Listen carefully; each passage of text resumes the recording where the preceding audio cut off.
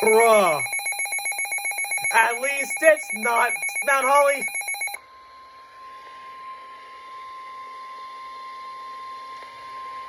The National Weather Service in Sterling, Virginia has issued a severe thunderstorm warning for northeastern Harford County in northern Maryland until 2:15 p.m.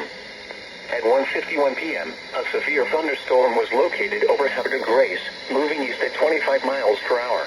Haha, Hazard, 60 miles per hour wind gusts. Source, radar indicated. Impact, damaging winds will cause some trees and large branches to fall. This could injure those outdoors, as well as damage homes and vehicles. Roadways may become blocked by downed trees. Localized power outages are possible.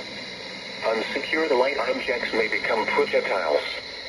Locations impacted include Aberdeen and Havertide Grace. For your protection, move to an interior room on the lowest floor of a building.